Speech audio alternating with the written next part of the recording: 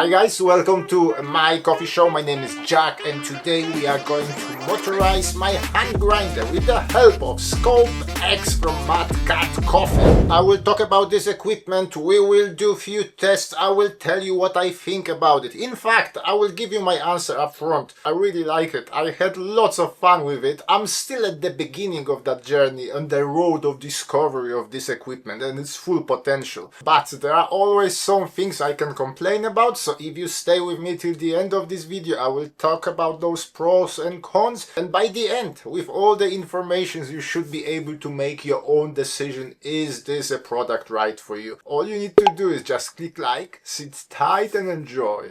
First of all, big thank you to MadKat for sending us this product. I will put the links in the description if you want to check the website. MadKat is the company from Australia. At some point they decided that hand grinding is not for them. They want to make it better. They invented the first motorizer. I think it was for C40. What we have here is the third iteration of this design. It comes in the box like so. And the first thing you notice, it is heavy. Over 4 kg with the box. I have a short unboxing video. I will put the links in the description. But just quickly, in the box you will find a stand made out of metal. You will find the engine. You will find few plasticky parts, mostly for adapters for different grinders, dosing collar, a few other parts. Well, basically everything that you need to assemble and use this machine. In the box you will also find a QR code. If you scan it, it will direct you into the manual. Myself, I hate DIY. Honestly, just the look of Allen key, it brings my blood pressure up. I was recording that unboxing video on a Sunday. I had some plans with my family. My wife asked me how much time I need to record that. I thought, well, maybe half an hour max, short video.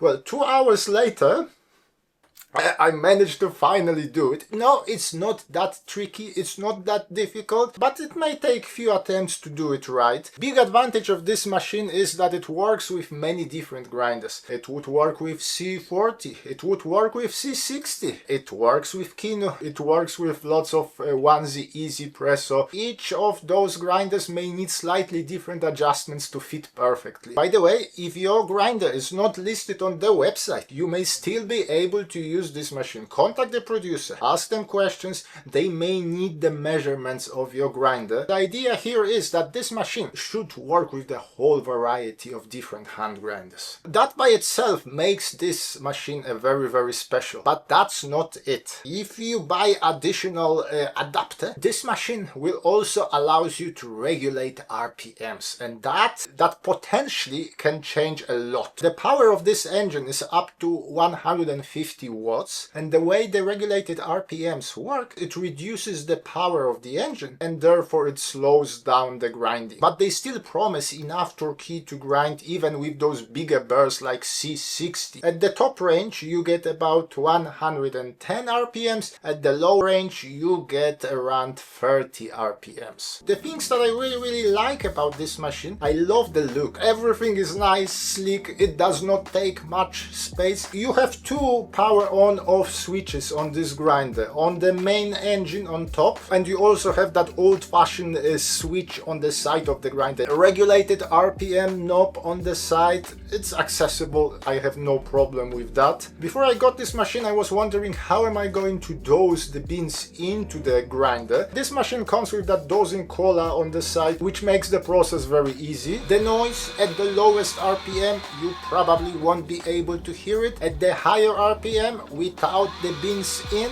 it's also very quiet. When you put the beans in at the highest RPM, yes, there is that scratching noise. With my K Ultra on the espresso settings, highest RPM, 20 grams of coffee, it takes about 37-40 seconds. Another thing that you find on the side of the machine is the knocker. This is very helpful because when you finish your grinding, well, you know how the knocker works. You just knock it a few times. Sometimes there are some beans stuck there. One more big big advantage, something that I haven't played with that much because I lack the patience. It's slow feeding. You can feed it bean by bean easily. They even introduced recently like a slow feeder that you can attach to this machine. So it works great, it looks great, easy to operate. So Jack, you have no complaints about it? Well, I wouldn't say that. So there are a few. I mentioned that the look is great, but there's one thing here that I have to mention. That power adapter, that huge brick. And yes, you can hide it somewhere, so I normally keep it behind my espresso machine, but it may spoil the overall look of the grind. Another thing, as I mentioned, it's not that tricky to assemble the machine, but it may take some time. You will have to use your own judgment. You may have to try a few times before you find the best position. If, like myself, you are of the mental age of an 8-year-old, you may watch my short video. I'll show you the step-by-step how to do it. The one thing that you won't be able to hear is me swearing in the background. I put a nice music there instead. I mentioned how nice this collar is, but it is made out of thin, cheap plastic. I know some of the viewers, they hate if the coffee is in contact with plastic. Removing your hand grinder off the machine, it will require some practice. So sometimes something like feels like it gets stuck. It's mostly my fault. It's not a fault of the machine. You know, I don't see well. There are some lines like you should align the grinder in a special way. Sometimes I miss that. Sometimes it feels like it gets stuck. The adapters that you attach to your grinder, they are mostly 3D printed. The longevity should be okay, and I'm sure that if something goes wrong, it will be relatively easy to replace. Now, I mentioned that regulated RPM is a big advantage of this grinder, but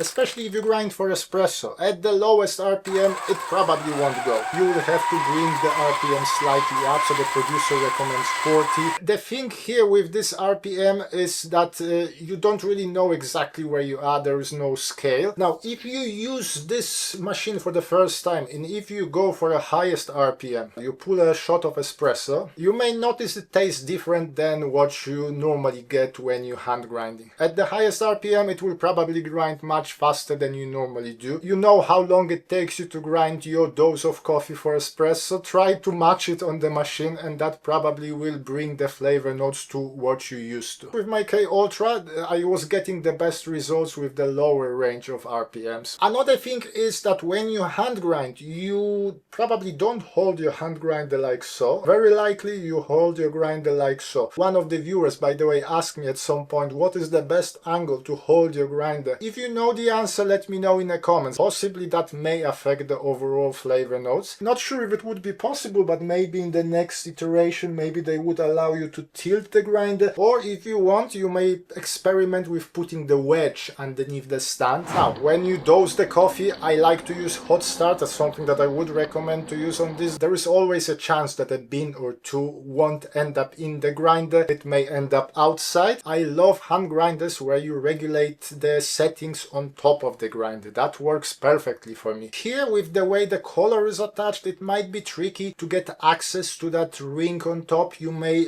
have to lower the collar first. So especially if you change your settings often, that might be a slight hassle here. And also, if you often want to swap between hand grinding and using the Skope X, it may take a few minutes to undo the screws, undo the collars before you can use your grinder. And I think the last complaint here, not really about the machine itself, but the nature of hand grinders. Normally, when I finish hand grinding, I tap the grinder on top of my countertop. That helps to get all the grinds into the catching cup. Here, you will have to find your own way to mitigate that. If you don't, then, well, just have a look.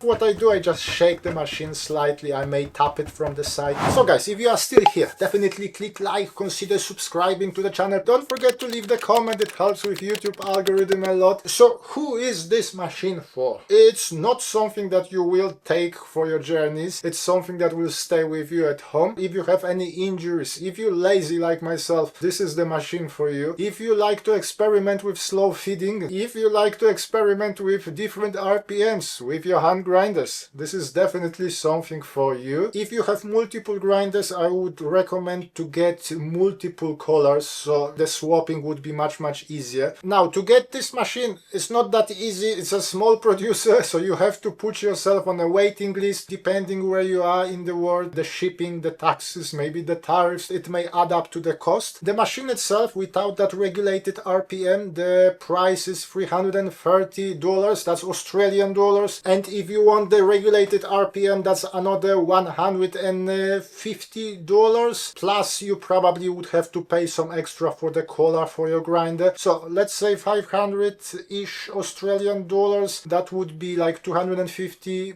pounds. I think that's a very reasonable price. So if you are looking for something that looks great, works nicely, if you are looking for a way to motorize hand grinder, this is something for you. Skope X is something to consider. If you already tried this machine, what you think about it. But for today, thank you very much for watching. My name is Jack, this is my coffee show, and hopefully I will see you soon. Thank you, bye!